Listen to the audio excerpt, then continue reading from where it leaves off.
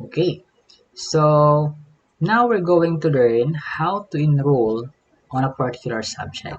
Okay, so there are two ways on or two methods on the part of the enrollment.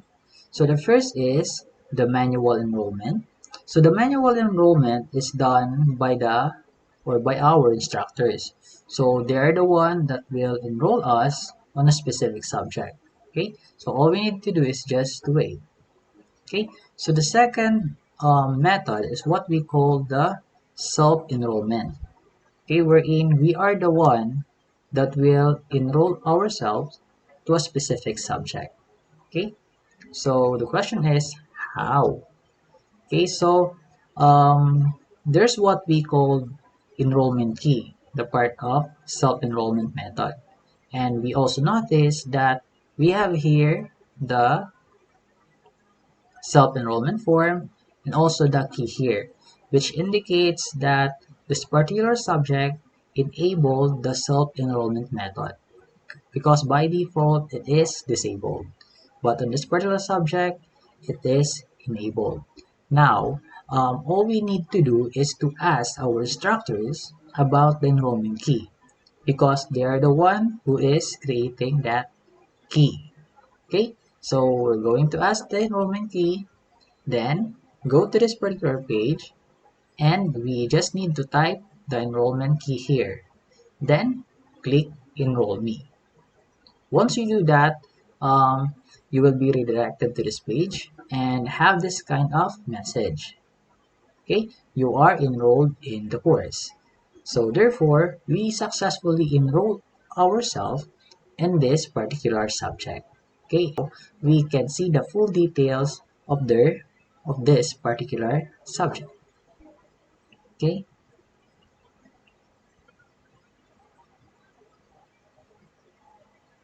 okay. So these are the full details. Now let's try to explore this particular subject. So in this particular subject, we can see that it has some announcement, also the attendance, also have a link for the access engineering.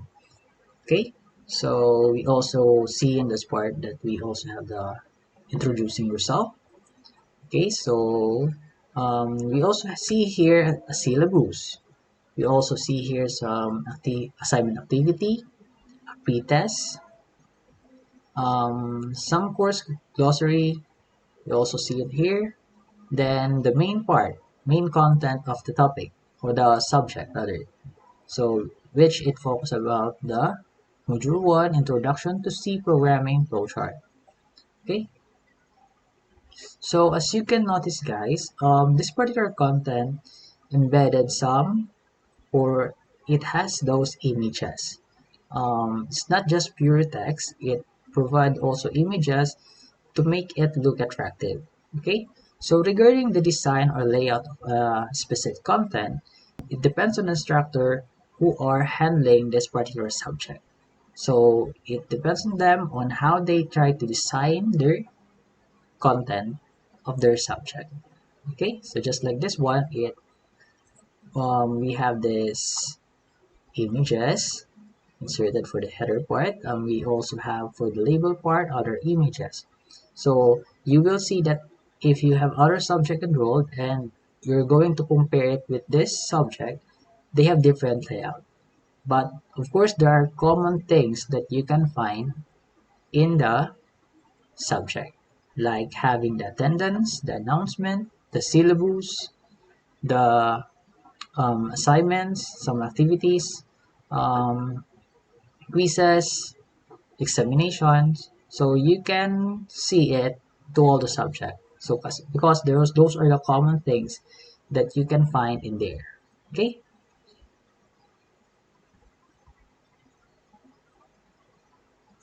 Okay. Now let's try to check out this one, the participants. Okay. So participants basically is about who are those students that is enrolled in this particular subject and who are those instructors that is handling the subject. So you can check it out here. Okay, so if you want to know who are your classmates, then you can just go to this page and try to browse for those um, classmate that you know, okay, or friends. Now let's try to jump to the part of our grade book, which is this one.